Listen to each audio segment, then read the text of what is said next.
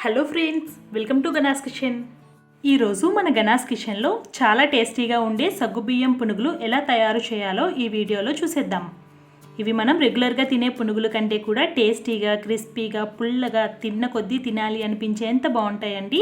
మరి సూపర్ టేస్టీగా ఉండే సగ్గుబియ్యం పునుగులు పర్ఫెక్ట్గా ఎలా ప్రిపేర్ చేయాలో చూసేద్దామా? ముందుగా ఒక బౌల్ తీసుకొని ఇందులోకి 1 కప్పు పుల్లటి పెరుగుని వేసుకోవాలి. పెరుగు పుల్లగా ఉంటేనే పునుగులు తినేటప్పుడు చాలా టేస్టీగా ఉంటాయి. ఇప్పుడు ఇందులోకి 3/4 కప్పు సగ్గుబియ్యంని వేసుకోవాలి. మనం ఏ కప్పుతో అయితే పెరుగు తీసుకుంటామో అదే కప్పుతో మెజర్ చేయాలి. ఇందులోనే 1/4 కప్పు నీళ్లు కూడా వేసి బాగా కలుపుకోవాలి.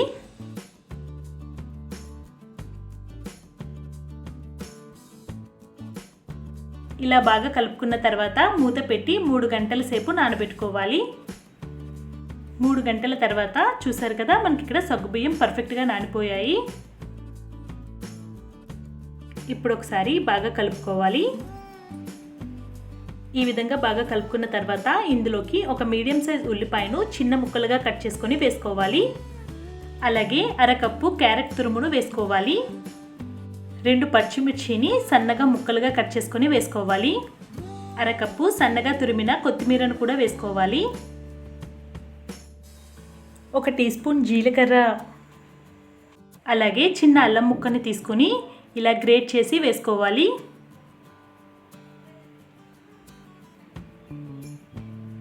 ఇప్పుడు ఇందులోకి 1 కప్పు బియ్యం పిండిని వేసుకోవాలి. అలాగే 2 టీ స్పూన్ల మైదా పిండిని వేసుకోవాలి. రుచికి సరిపడా ఉప్పును కూడా వేసి వీటన్నిటిని కలిసేటట్టు బాగా కలుపుకోవాలి. ముందు నీళ్లు వేయకుండా బాగా కలుపుకోవాలి. ఒకవేళ అవసరం అనిపిస్తే 1-2 టేబుల్ స్పూన్ల నీళ్లు వేసుకొని కలుపుకోవాలి.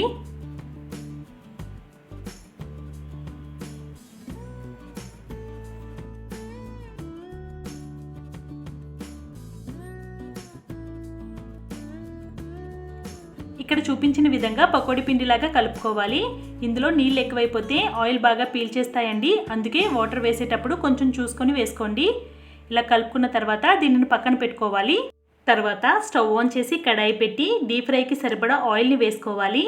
ఆయిల్ బాగా వేడిగా అయిన తర్వాత మాత్రమే పునుగులను వేసుకోవాలి, లేదంటే సగ్గుబియ్యం పునుగులు ఆయిల్ బాగా లాగేస్తాయండి. ఇప్పుడు మంటని మీడియం ఫ్లేమ్ మీద పెట్టి గోల్డెన్ బ్రౌన్ కలర్ వచ్చేంత వరకు వేయించాలి.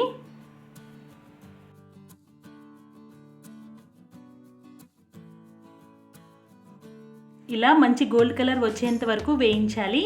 ఇలా వేగిన వాటిని ఒక పేపర్ నాప్కిన్ వేసుకున్న ప్లేట్లోకి తీసుకోవాలి.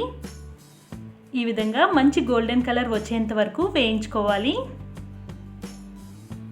వీటిని ఇలా వేడివేడిగా సర్వ్ చేసుకుంటే చాలా చాలా టేస్టీగా ఉంటాయండి. ఎన్ని తింటున్నామో తెలియకుండా తినేస్తాము, అంత బాగుంటాయి. మీకు నచ్చిందా ఫ్రెండ్స్? మీకు గనుక నచ్చినట్టయితే తప్పకుండా ట్రై చేసి మీకు ఎలా కుదిరింది అన్నది మీ అమూల్యమైన ఫీడ్బ్యాక్ని నాతో కామెంట్స్లో తెలియజేయండి. మీకు గనుక ఈ వీడియో నచ్చినట్టయితే ప్లీజ్ లైక్ చేయండి, షేర్ చేయండి, కామెంట్ చేయండి. మరిన్ని వీడియోస్ కోసం మన ఛానల్ని సబ్స్క్రైబ్ చేసుకోండి. Thank you for watching this video.